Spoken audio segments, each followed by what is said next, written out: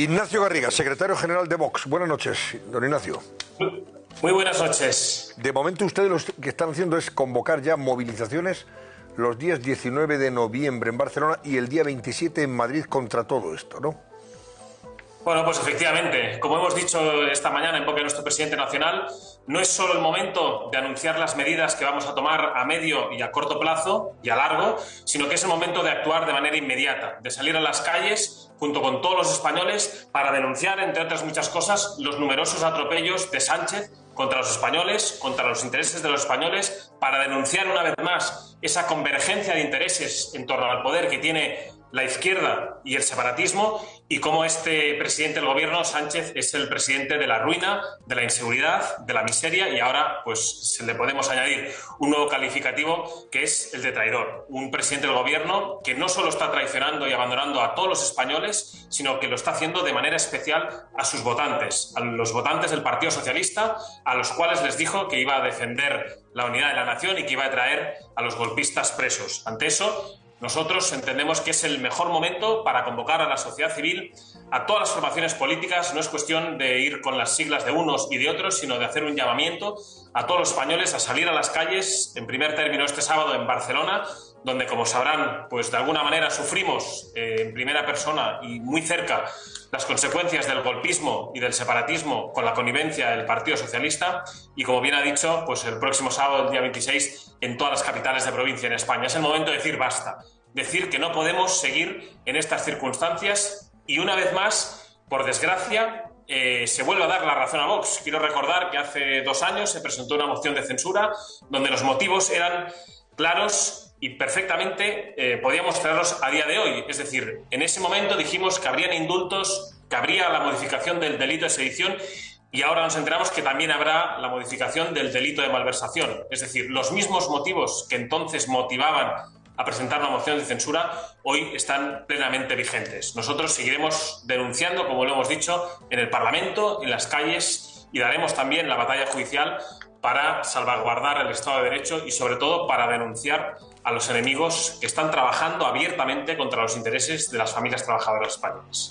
Bueno, ustedes van a recurrir también esto ante el Tribunal Constitucional, el actual Tribunal Constitucional, evidentemente. Bueno, sobre la posibilidad de que esos recursos prosperen o no y cuándo se resuelvan, de eso, en fin, ya podemos tener muchas dudas, por aquello de que, en fin, estos trabajan también a un ritmo que no se corresponde con los tiempos de la política en España, por todo lo que se sucede de manera apresurada. Pero también han prometido en Vox, ha dicho Abascal, que si tiene posibilidad de gobernar solo o en compañía de otros, que va a promover un referéndum para que los españoles digan si son legales o no, si deben ser legalizados o no los partidos independentistas y evitar todo esto. ¿Usted cree que eso sería posible? Bueno, como hemos dicho en boca de nuestro presidente nacional, hoy hemos presentado un escrito a la mesa del Congreso de los Diputados para que rechace la tramitación de este auténtico fraude de ley, porque así lo consideramos. Es un fraude de ley, una amnistía encubierta, como es la modificación del delito de sedición y el de malversación, que veremos también en los próximos días. En caso de que la mesa no admite o en caso de que la mesa admita a trámite esa proposición de ley, acudiremos al Tribunal Constitucional, sin duda alguna, solicitando amparo y con medidas cautelares para frenar esta amnistía, como he dicho, encubierta. En caso de que persistan en su atropello, en su malversación, en su fraude de ley, pues nosotros, como hemos dicho, aparte de la movilización en las calles que ya estamos promoviendo, nuestro firme compromiso de que cuando lleguemos a la presidencia del gobierno o a las condiciones necesarias para facilitar un gobierno, habrán cosas en la mesa, como bien ha dicho, como es plantear el referéndum para ilegalizar a los partidos separatistas, a esos partidos que están trabajando abiertamente contra la unidad nacional, contra la unidad de los españoles en todo el territorio nacional, y que definitivamente su único objetivo es volar la arquitectura constitucional. Estoy convencido que los españoles están, claramente alineados en la defensa de la libertad, de los derechos constitucionales, y no tenemos ninguna duda de que este aspecto, como muchos otros que, entre otras cosas, nunca se ha consultado a los españoles, estoy convencido y estamos convencidos de que tendrán un amplio respaldo por parte de los españoles, entre otras cosas porque se ha evidenciado que al separatismo no se le puede seguir concediendo permanentemente, como hemos visto con los sucesivos gobiernos nacionales, con unas cosas o con otras. Lo que estamos viviendo estas últimas horas es de extrema gravedad.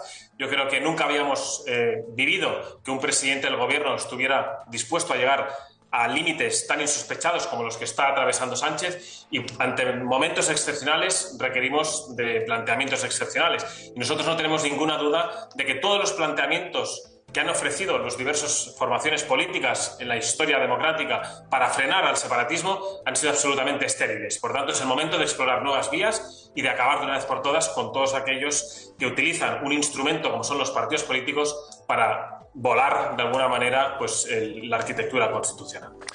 Ignacio Garriga, secretario general de Vox. Gracias y buenas noches, Ignacio. Hasta siempre. A ustedes, buenas noches, y animo de verdad a todos los españoles a acudir a las masivas manifestaciones y a salir a la calle en contra del gobierno de la ruina, de la inseguridad y de la miseria. Estamos hablando del día 19 de noviembre, próximo este sábado, eso es, y el próximo en sábado Barcelona, en Madrid, y el siguiente en todas las capitales, y especialmente en Madrid también. Eso es. Muy bien, gracias, señor Garriga. Lo que decía antes Garriga, que lo me recordaba, es verdad que al tigre no se le convierte en vegetariano, por más pepinos y remolachas y calabaza le demos. A mí me gusta. No, sigue siendo carnívoro. A mí me gustaría, Antonio, decir algunas cosas sobre esto que ha planteado el señor Garriga, ¿no? Que me parece interesante. Es decir, la política es también gestionar la frustración de los españoles, y Vox está intentando gestionar esa frustración y darle forma, ¿no? A mí me preocupa la dialéctica de las movilizaciones en la calle y las consecuencias de la dialéctica de las movilizaciones en la calle, y centrar los efectos precisamente en convertir a los ciudadanos en actores políticos en la calle, cuando los ámbitos de la acción política son otros muchos, ¿no? Y respecto al tema de es decir, yo tampoco estoy de acuerdo en que Feijóo utilice la política del desgaste y piense que el desgaste por el desgaste le va a llevar a ser presidente del gobierno. Y respecto al tema de la moción de censura, hombre... O sea, que tiene que hacer cosas. Tiene que hacer cosas, claro. Y evidentemente se tiene que notar que hace cosas y que toma decisiones y que hace propuestas y que es capaz de empatizar con los españoles. Y respecto al tema de la moción de censura, o sea, a mí me gustaría que en algún momento se volviera... Yo creo que esto es una política y una propuesta ideal, ¿no? En la política hay que tomar decisiones prudenciales. Y en este sentido, decisiones prudenciales, la prudencia siempre ha obligado a mirar cuáles son los fines y los medios. Evidentemente, el fin es muy importante. Es decir, estamos todos de acuerdo que hay que acabar con este gobierno, con este presidente del gobierno, por lo que está significando y por lo que está haciendo en España. Y no sé si los españoles somos conscientes de la carga de profundidad de lo que está ocurriendo en España. Pero los medios también son muy importantes. Y hay que valorar la relación entre los fines en sí y los medios en sí. Yo creo que la moción de censura en este momento no me parece la decisión prudencial adecuada para la situación en la que entramos. Yo entiendo que esto se puede discutir, como todo, pero yo lo que pido es una política y una decisión política basada en el carácter prudencial. Yo lo decía antes, al hilo de esto... Si me permite 3 segundos, yo lo decía antes, lo que hay que ser es eficaz, porque lo que hay que tratar es de que no lo consiga, de que no se salga con la suya, y además que no salga beneficiado porque consiga otra vez dividir al centro derecha y que suban unos tras otros, que no se aglutine en torno a un gran partido, o sea, que al final consiga, como se dice coloquialmente, matar 2 pájaros de un tiro, y además de dejar desarmado al Estado, consiga que entren a la gresca, dividir, que Ciudadanos consiga ese poquito de voto que se va a la basura y al final el escaño en las 20-25 provincias se acaba yendo a Sánchez. Lo que hay que ser es eficaces para dar la vuelta a lo que estamos viendo ante nuestros ojos, que es la desmantelación del Estado de Derecho. Aquí, señor Val. Bueno, ha escuchado usted, de verdad, ¿hay algún dirigente político que haya faltado más a la verdad y que haya incumplido más promesas que Sánchez, que sea tan descarado y tan desvergonzado para prometer una cosa y hacer todo lo contrario, como está haciendo respecto a sus pactos con Esquerra, con Bildu, los delitos de sedición, de rebelión, incluso de nuevo devolver al Código Penal el delito por convocar referendos ilegales? Y está haciendo todo lo contrario, o sea...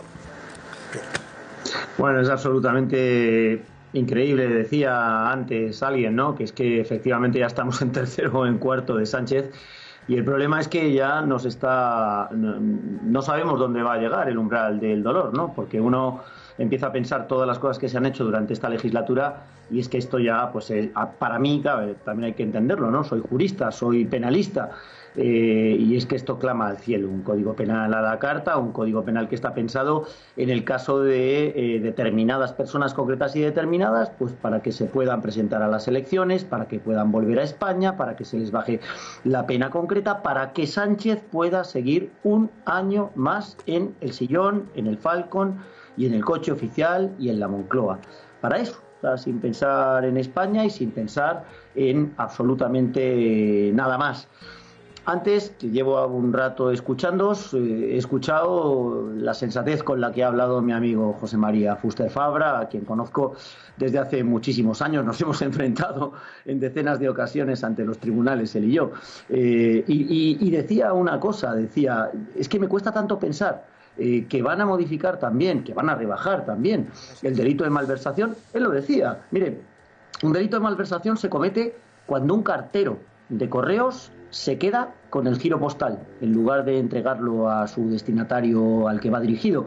Se produce pues cuando yo he llevado a lo largo de mi vida un montón de delitos de malversación como abogado del Estado, acusando a funcionarios públicos que se habían quedado con el dinero o que se habían aprovechado del dinero. Es que esto es verdaderamente inaudito. O sea, se trata de un delito frecuente, de un delito común, de un delito que no tiene la especialidad que tiene el delito de sedición, que como bien él decía es un delito pues que se produce de forma más extraña, pero a Sánchez le da igual. O sea, a Sánchez le da lo mismo dejar desprotegido el tesoro público con la rebaja del delito de malversación o, lo que es grave, con el delito de sedición, que no se está tratando desde el punto de vista jurídico, sino desde el punto de vista político, es dejar desprotegida nuestra Constitución frente a los ataques que recibe de personas que no quieren cumplir el derecho. O sea, se trata de desproteger el Estado de Derecho, se trata de dejar sin armas de defensa el imperio de la ley. Es que no hay palabras. Pero yo, el día que lo anuncia, pienso, bueno, ¿y qué vendrá detrás? ¿Qué vendrá después? Ya estamos acostumbrados a que nos vaya subiendo de tal punto las ofensas que va perpetrando contra el interés nacional de España, y si alguien tiene alguna duda, pues que no tenga duda ninguna. Lo dijo Pere Aragonés en su comparecencia: no nos vale, lo que ha pasado nos alegra, pero no nos vale. Necesitamos la amnistía. Le da lo mismo que sea constitucional, que inconstitucional. Ya no es perdonar una pena, no. Es que resulta que el día 1 de octubre del año 2017 las personas que convocaron el referéndum ilegal se portaron bien. Lo hicieron bien. No lo hicieron mal. Esto es lo que quiere Pere Aragonés. Y que el conflicto político que existe entre España y Cataluña se instrumentalice a través de un vehículo para poder cuajar el derecho a decidir. O sea, un referéndum ilegal.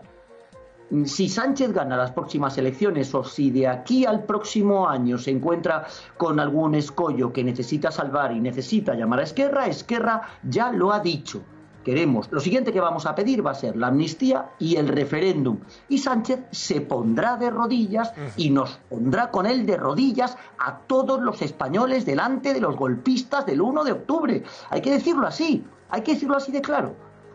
Le pregunto, señor Val, ¿cuánto hay de corrupción política y de traición al Estado y a la Constitución en el hecho de legislar ad hoc para beneficiar a unos delincuentes y también para beneficiarse a sí mismo con el fin de seguir en el poder, de seguir en el gobierno, de seguir en la Moncloa? Claro, es utilizar la ley de todos y no cualquier ley, no una que concede ayudas, no una que regula los transportes, no cualquier ley, no, nada menos que el Código Penal, nada menos que la ley máxima que lo que hace es recoger valores constitucionales y establecer el mecanismo más severo de protección de esos bienes jurídicos, de esos bienes constitucionales. Y se trata de coger esa ley de todos, esa ley que siempre nos saltamos de decirlos, que nos dedicamos a esto del derecho penal, que tiene que ser reformada con consenso de todas las fuerzas políticas, que exige un procedimiento en el que tienen que intervenir órganos expertos, como son el Consejo de Estado, el Consejo General del Poder Judicial. Todo eso nos lo saltamos a la torera. Todo eso nos lo saltamos, lo volamos por los aires. Pero es que Esta mañana ha habido junta de portavoces en el Congreso de los Diputados, yo he estado como portavoz de mi grupo, y resulta que donde el señor Sánchez le contestaba a La Sexta, Antonio García Ferreras, le decía: no, esto no tiene nada que ver con los presupuestos generales del Estado, esto es que es un tipo anacrónico y que es un tipo que necesitamos homologar con el resto de los países europeos, mintiendo, tratando de engañar a todos los españoles. Esta mañana en la Junta de Portavoces, ya lo saben todos, nos llegan y nos dicen: no, es que esto de la reforma de la sedición lo vamos a meter ya directamente en el propio pleno de presupuestos, porque debe ser que Esquerra no se fía del gobierno de España para darle su plácet, su sí a la tramitación de presupuestos. Pero bueno, pero si había dicho Sánchez que no, que esto no tenía nada que ver con los presupuestos. Es que esto es de verdad una ignominia, una infamia, una vergüenza, un peligro enorme de dejar desarmado al Estado español frente a los ataques contra la Constitución. Y no me vale lo que dice Feijóo. No me vale, cuando yo llegue al poder volveré a poner otra vez el delito de sedición. Ya, pero hombre, si se aprueba, se va a aplicar la ley más favorable de forma retroactiva, el daño ya va a estar hecho. Junqueras ya se va a presentar a las siguientes elecciones, Puigdemont va a volver como un héroe a España, con una pena muy pequeña y además se la van a indultar y van a poder reintegrarse en la vida normal, en la vida política, como si no hubiera pasado nada. ¿Pero qué puede hacer en ese sentido Núñez Feijóo? Porque claro, ahora no tiene poder de mando ni de decisión. ¿Qué puede hacer? Todo lo que esté en su mano. Por ejemplo. Hace falta luego dormir tranquilo. Y por eso hay que hacer todo lo que esté en nuestra mano. Y en nuestra mano está poner una moción de censura que va a obstaculizar la tramitación de los plazos. Porque mire, ¿qué nos ha enseñado la Junta de Portavoces esta mañana? Nos ha enseñado una cosa importante. Tienen prisa. Tienen mucha prisa. Esquerra les ha debido decir: no me fío de vosotros. Si no tramitáis esto con velocidad, celéricamente, que se vea que de verdad tenéis una intención, como sois muy estafadores, como engañáis a todo el mundo, pues no me fío de vosotros. Bueno, pues en nuestra mano está ralentizar esa tramitación mediante la interposición de una moción de censura que paralizaría la tramitación de otras iniciativas legislativas. Tenemos que hacer todo lo que esté en nuestra mano para defender nuestra Constitución. Y el señor Feijóo se comporta como un cobarde. Lo único que está esperando es simplemente que el gobierno se desgaste para llegar él. Está en el cuanto peor mejor. Cuanto peor mejor para España frente a los ataques de esta gente, de estos golpistas, con la complicidad y cooperación necesaria del gobierno de España. ¿Cómo puede ser eso? No puede ser que el jefe de la oposición mire para otro lado cuando está en nuestra mano, por lo menos, obstaculizar la tramitación. Ojo, cuando no ganarla.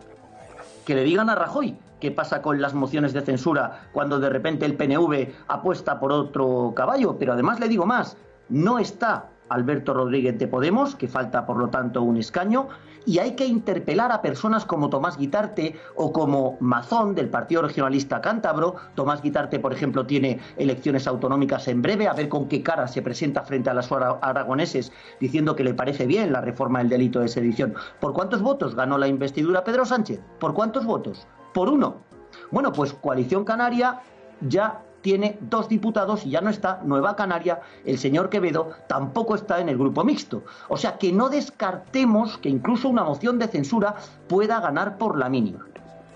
Bueno, numéricamente da la impresión de que la aritmética no sale. 153 votos. 153 saldría, esos serían los votos de PP, Vox y Ciudadanos. Supuesto que el PRC y supuesto que Teruel exista.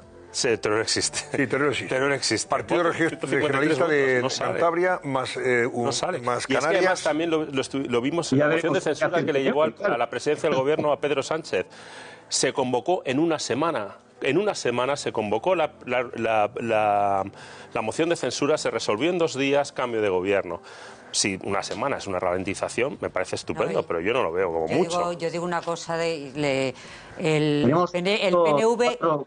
Solo una cosita, el PNV ha pedido acabar con el 155, el viernes lo pidió aprovechando coincido con sus palabras sobre este desmantelamiento del Estado, ha pedido acabar con el 155, o sea que yo dudo mucho, que usted ha citado al PNV, que el PNV ahora apoyara esa moción de censura. Imposible. O sea, por esta razón, al revés, apoya a Sánchez de una forma descarada, ¿no? Yo creo que esto de la moción de censura, lo siento porque a mí me parece que don Edmundo Val debería de seguir muchos años en política, pero creo que tanto Vox como Ciudadanos, al defender la moción de censura, lo que están básicamente es intentando edificar un relanzamiento de sus posiciones políticas y de su supervivencia, de su crecimiento.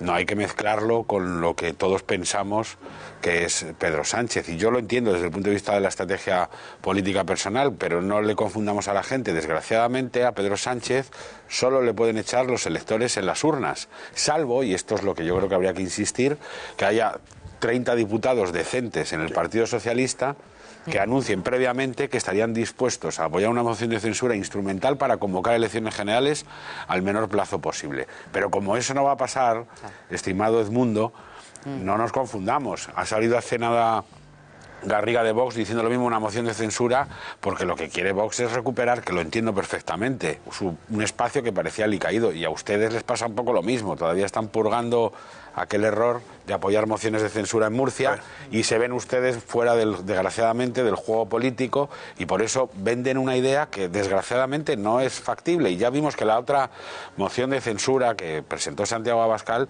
básicamente sirvió para cohesionar más al gobierno ante un enemigo común y para fragmentar más el voto de centro-derecha. Y todos sabemos que el centro-derecha en España ha tenido mayorías desde 2018 que no se han traducido bien en votos por la fragmentación en distintas candidaturas, y que eso, de hecho, yo siempre lo he sostenido en este programa, es lo que explicó la moción de censura de Pedro Sánchez. Pedro Sánchez pone la moción de censura cuando después de 2 elecciones generales en 6 meses ve que no se come una rosca, y el CIS de mayo, creo que era, de 2017 o 18, de 2018, decía que la distancia entre el centro derecha y la izquierda en España era de 5 puntos, lo que traducido en escaños eran 176 diputados sobrados. A ver, Edmundo, sobre esto, antes de despedirle.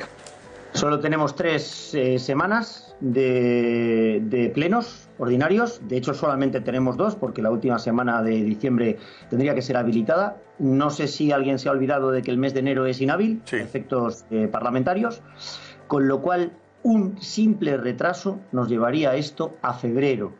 Y Esquerra no se fía. Esquerra lo que quiere es prisa. Y sinceramente lo digo, quien no esté en esta idea, que no tiene nada que ver con el cálculo electoral ni nada parecido, que es una moción de censura que tiene toda la lógica, que tiene toda la fundamentación, pues que intente dormir por la noche. Yo, desde luego, voy a procurar... Pero señor Val, señor Val, al final, quien va a imponer la fecha de la moción de censura va a ser la presidenta del Congreso, y la puede poner en febrero, en marzo, cuando le dé la gana, o puede ponerla dentro de una semana. Y al final, quiero decir, si tanta moción de censura necesitan y tanta moción de censura quieren, y Vox ha montado una moción de censura, Vox puede montar otra moción de censura, y si quiere puede contar con los apoyos de Ciudadanos para montarla. No creo que aquí haya ¿Cuántos votos se necesitan para presentar esa moción de censura? ¿Cuántos diputados? 50. Nosotros no los tenemos, y ahora mismo los únicos partidos de la oposición que los pueden plantear son el Partido Popular y Vox, pero en este sentido quiero decir que no sé qué miedo tiene el señor Feijóo. Es decir, se pasa el día quejándose de que en el Senado no puede hablar sin límite de tiempo. Pues mire, cuando se presenta una moción de censura, el candidato a presidente del gobierno puede hablar sin límite de tiempo, puede hablar en el Congreso de los Diputados sin límite de tiempo. Entonces, yo sinceramente me parece que es el miedo. Bueno, oye, tenemos que avanzar. Solo le quería rápido, venga, Marta, una cosa muy rápido, porque si no me regañan ni con razón. ¿No cree que es tan grave la situación que llegaría el momento de que con la ley electoral que tenemos, con la ley DON, que usted sabe perfectamente que si están divididos beneficia a Sánchez y puede seguir en el gobierno Sánchez, que usted, Ciudadanos y el PP se sentaran de verdad para ir juntos, y así es muchísimo más fácil ganar a Sánchez en las urnas? ¿No sería eso lo correcto, señor Valls? Hemos planteado una reforma completa. Somos el único partido político que tiene una reforma completa de la ley orgánica del régimen electoral general. Desde luego, si estamos hablando de que con respeto a la actual ley orgánica del régimen electoral general, la única solución es ir en listas conjuntas con el Partido Popular o sentarnos, desde luego, olvídense. Es decir, lo que hay que hacer es reformar la ley orgánica del régimen electoral general y que un partido como Esquerra, que tiene la mitad de votos que Ciudadanos, no tenga el doble de escaños. Pues claro, Perfecto, que hablo fuera de tiempo y... A ver, don Edmundo Val, gracias.